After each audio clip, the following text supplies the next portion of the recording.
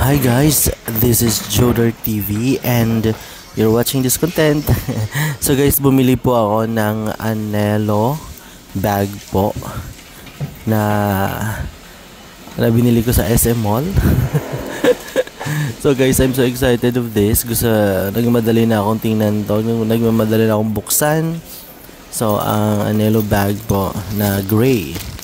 So, tingnan nyo guys, naka-plastic pa siya guys. So, that is one of my favorite Anelo bag.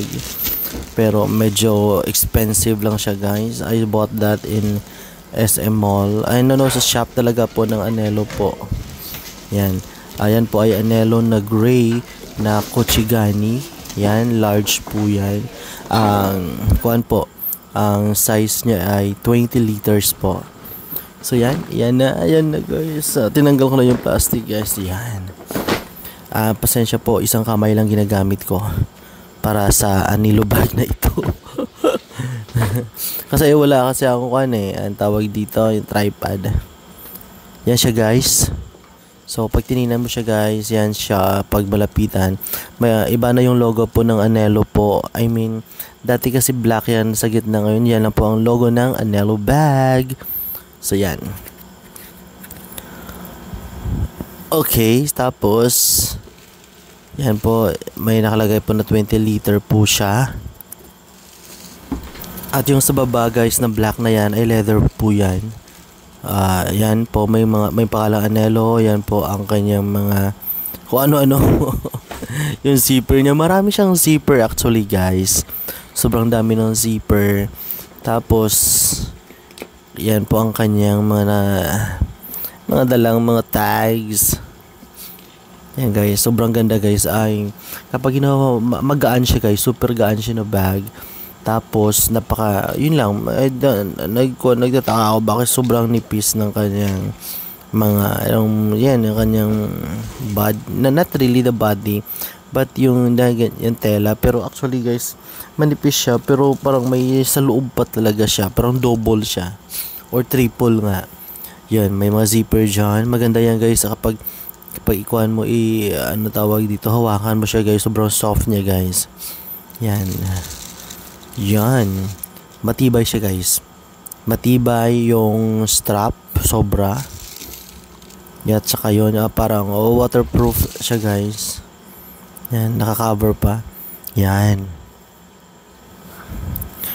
So, yan guys, sobrang ganda niya guys. Totoo lang, kapag yung itsura niya na ganyan guys, pag tinignan mo yan sa real po, kasi may flash siya, sobrang ganda guys.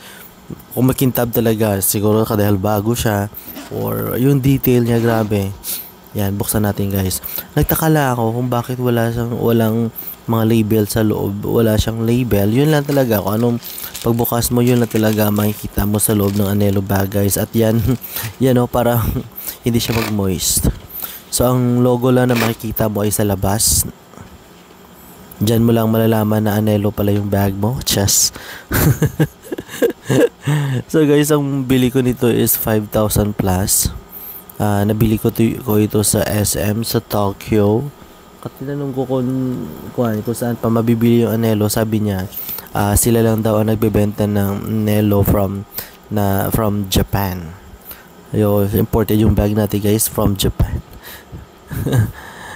Guys, medyo mahal lang talaga, pero syempre dream bag natin at gusto ko talaga bumili ng Anelo guys, kasi maganda talaga yan kapag nilalagay mo sa likod mo at hindi ka nagpapawis, hindi na pawisan yung likod mo. Yan guys, yung kanyang zipper pa. So tingnan nyo guys, yun.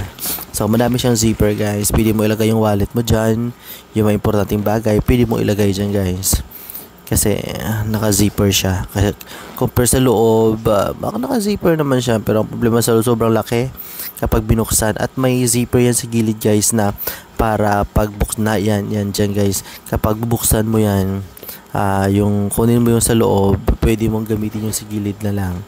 Yan ang zipper niya guys. So ito po yung Anelo bag po. Yan. Sobrang mahal, joke.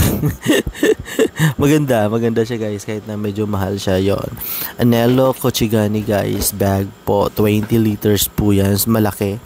malaki siya kapag binuksan mo talaga lahat, pero kapag nakalagay sa yon.